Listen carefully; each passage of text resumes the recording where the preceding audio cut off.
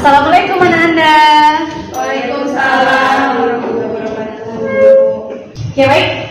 Sebelum kita memulai pembelajaran pada hari ini, alangkah lebih baiknya kita berdoa menurut agama yang percaya masing-masing. Bantu Abdina pimpin doanya, Nak. Siap berat, hormat berat, juga berat. Sebelum kita memulai pembelajaran hari ini, marilah kita berdoa menurut agama yang percaya masing-masing. Berdoa mulai. Berdoa selesai. Baik, dengan absensinya ya. Desi, hadir Bu. Ardina, hadir Bu. Tia, hadir Bu. Dina, hadir Bu. Diva, hadir Bu. Yuni, hadir Bu. Hadir semua ya. Ada nama yang belum Ibu sebutkan? Tidak, Bu. Tidak, hadir semua ya hari ini. Oke. Baik, kali ini kita bakalan membahas teks puisi. Di pertemuan sebelumnya kita juga udah bahas puisi ya. Ada yang masih ingat? Kemarin kita bahas apa aja dalam puisi? Ada struktur, Apa lagi? pengertian Ya, ada pengertian puisi, kemudian unsur puisi. unsur puisi. Untuk kaidah kebahasaan sudah kita pelajari? Belum ya. Berarti di pertemuan sebelumnya kita hanya belajar pengertian, Struktur dan unsurnya. Ada yang masih ingat pengertian dari teks puisi itu apa? Coba diingat, pengertian dari teks puisi. Pernah melihat orang membaca puisi? Pernah, Bu. Pernah menulis puisi? Pernah, Bu. Ya, berarti secara pemahaman Ananda, puisi ini apa? Singkat pemahamannya saja, boleh? Mengungkapkan perasaan. Mengungkapkan perasaan ya. Oke, baik. Mengungkapkan perasaan Desi yang Desi tuangkan dalam bentuk kata-kata tulisan, ditulisnya berarti ya. Kemudian ada lagi, boleh? Ada lagi nak? Karya sastra. Karya sastra, ya. Selain puisi, karya sastra yang lain yang kamu ketahui apa aja?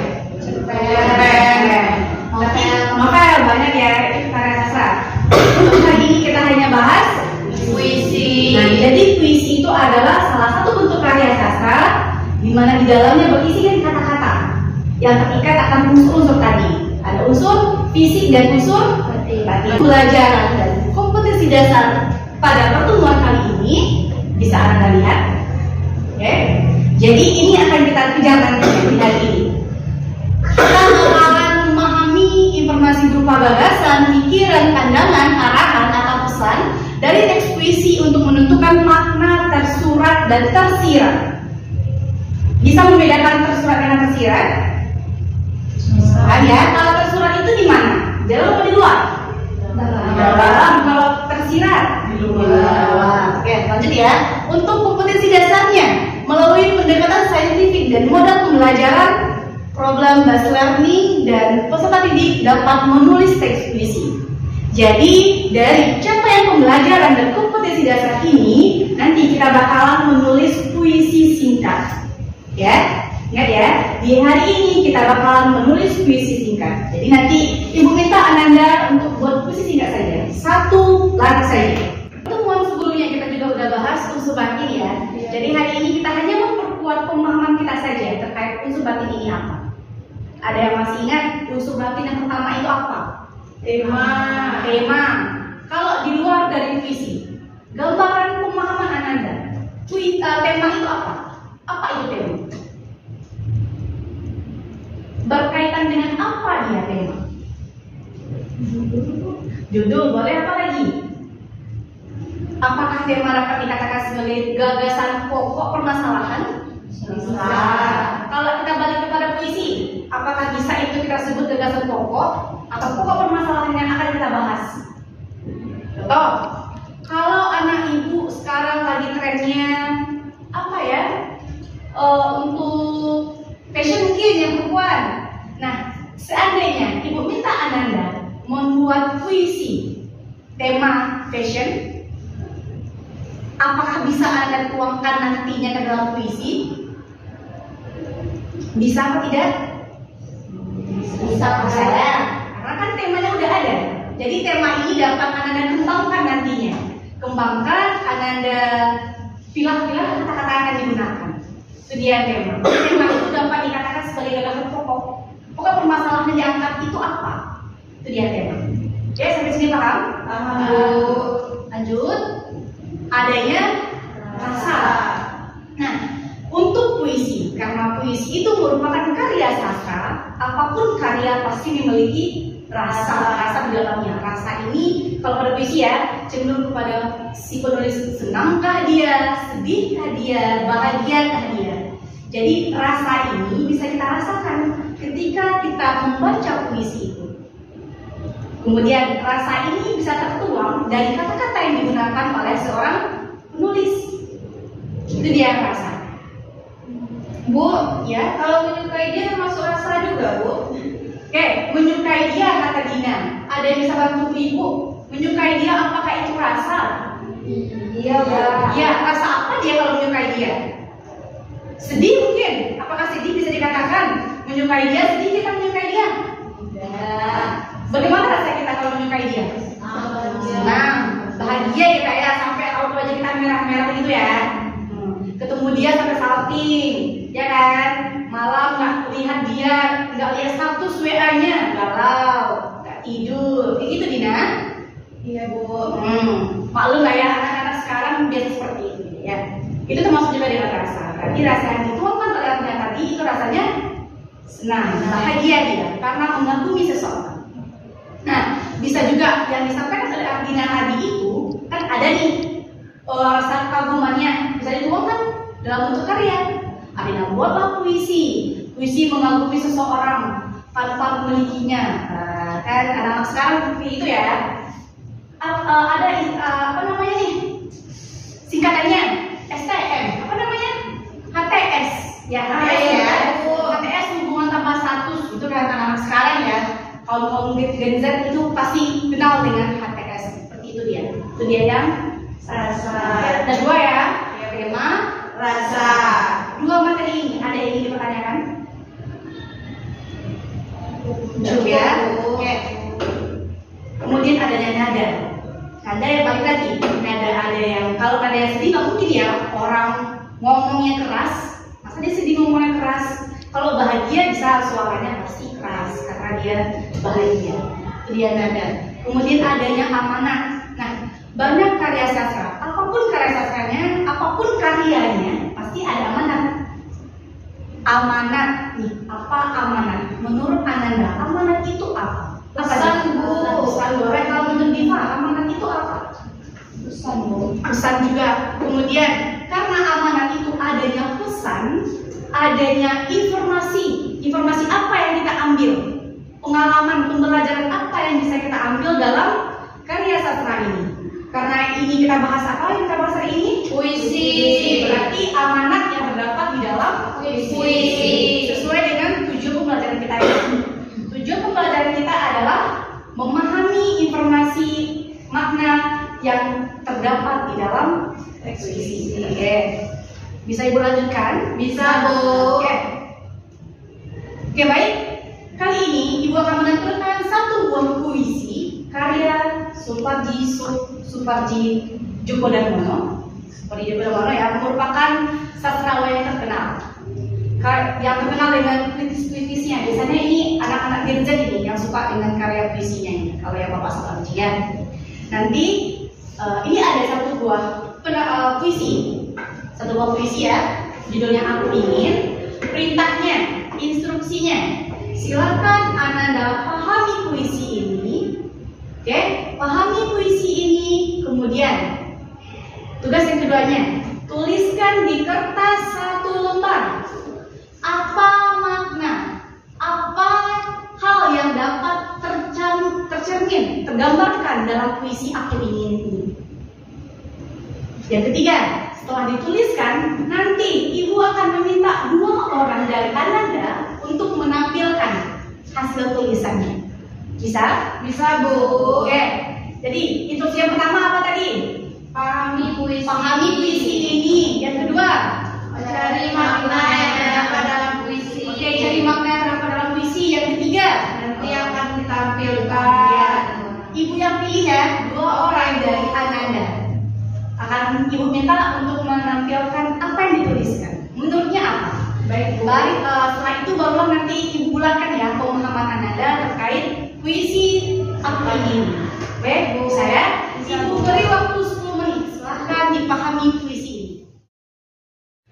Oke, sudah? Sudah, Bu. Oke.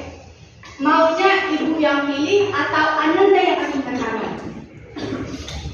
Ibu yang pilih atau Ananda yang acungkan tangan? Mau yang mana? Ibu juga boleh, Bu. Oke. Sebelum ibu pilih, dari anak-anak ibu ada tidak yang mau duluan menampilkan apa makna yang tergambar dalam puisi ini? Saya mau, Bu. Boleh Artina, boleh ke depan nak? Ke depan, Bu. Boleh. Baik teman-teman sekalian, makna puisi Aku Ingin yaitu menurut saya penyair ingin mengungkapkan cintanya dengan kasih yang tulus kepada seseorang dengan apa adanya dan tak perlu dibuktikan lagi dengan kata atau isyarat yang membuktikan. Bagus. Tepuk tangan dulu dong.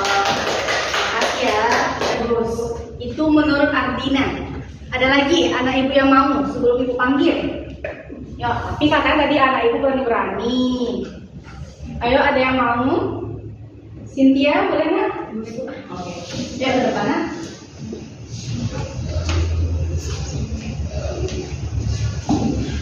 Baik, adapun makna dari puisi tersebut yaitu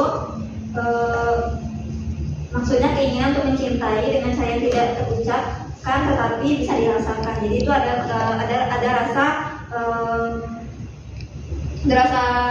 perasaan cinta yang sederhana dan tulus gitu kepada kekasihnya tanpa mengharapkan imbalan gitu. Oke, baik. Tepuk tangan. Bagus-bagus semua ya. Anak ibu berani, mau menuangkan gagasannya, berani tampil ke depan, pintar-pintar juga ya. Benar semua. Yang disampaikan oleh anak-anak ibu itu benar. Pemahaman Anda benar. Karena dalam puisi Aku Ingin ini kan ada dituliskan ya di baris pertama, aku ingin mencintaimu dengan sederhana. Aku ingin, berarti si penulis ingin mencintai dia dengan sederhananya. Untuk yang kedua, baris keduanya, dengan kata yang tak sempat diucapkan, kayu kepada api yang menjadikannya abu. Berarti si penulis dia ingin sekali. Ini potongan ya, hanya potongan puisi Aku Ingin ini. Ingin dia mengungkapkan perasaannya. Dia nggak ingin orang lain memiliki si orang yang disukai ini. Dia sangat-sangat mencintai dia. Sangat-sangat mencintai seorang yang dikaguminya. Itu dia. Karena kan ada kata-katanya nih, dengan kata yang tak sempat diucapkan, kayu kepada api. Benar, kayu bisa berkata kepada api? Tidak. Kenapa nggak bisa kayu ngomong sama api? Karena kayu sudah mati. Oke, benda mati. Terlihat juga ya, bahwasanya di dalam puisi kata yang digunakan itu banyak mengandung kata makna tersirat atau bahasanya bahasa kiasan banyak pada puisi. Lanjut. Aku ingin mencintaimu dengan sederhana, dengan isyarat yang tak sempat disampaikan awan kepada hujan. Balik lagi, awan kepada hujan. Awan bisa ngomong? Tidak. Hujan bisa jawab? Tidak. Ulangi lagi ya, bahwasannya dalam puisi itu terdapat makna kiasan. Bahasanya itu bahasa kiasan ya yang digunakan. Apa gunanya, Bu? Itulah gunanya puisi, untuk memperkuat makna, memperkuat perasaan yang dituangkan oleh si penulis dalam bentuk karyanya. Oke? Paham? Sampai sini paham? Paham, Bu. Oke. Sudah 2 tugas kita ya. Nah, terakhir, ada yang masih ingat apa tugas kita terakhir yang disebutkan di awal tadi? Apa Desi? Menuliskan puisi? Benar sekali Desi, menuliskan puisi. Nah, kali ini Ibu kasih Ananda waktu 5 menit. Silakan buat puisi cukup 4 baris saja. 1 bait. 4 baris saja, ungkapkan perasaan Anda hari ini. Terserah mau apa, mau bagaimana terserah. Bebas temanya. Kumpulkan tugasnya. Bantu ibu kumpulkan tugasnya nak.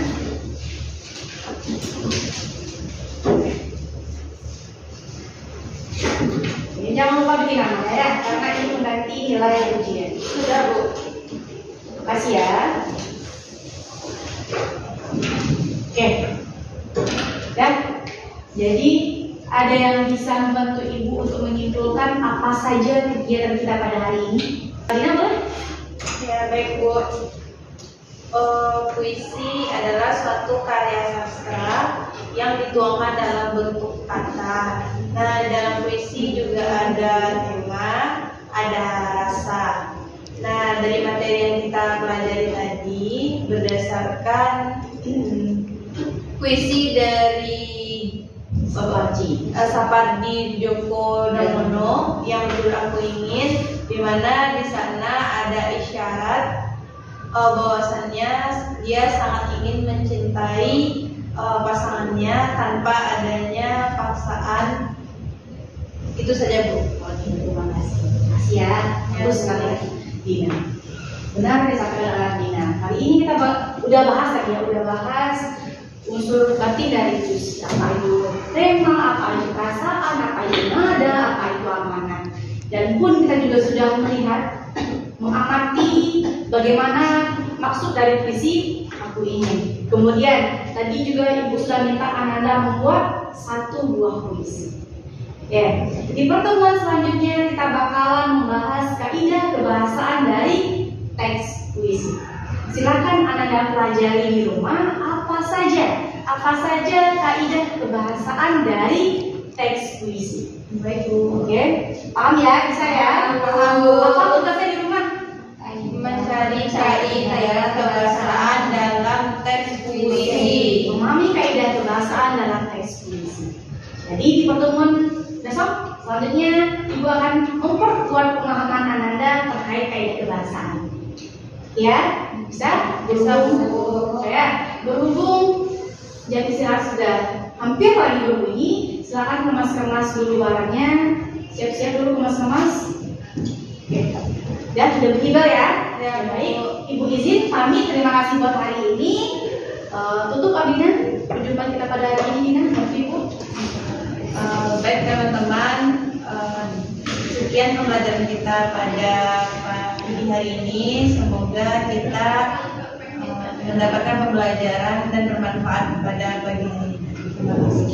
Dan berdoa lebih dahulu. Berdoa selesai. Oke, terima kasih ya. Jangan lupa makan dulu biar staminanya lebih semangat lagi untuk melanjutkan pembelajaran selanjutnya. Oke, terima kasih. Assalamualaikum warahmatullahi wabarakatuh.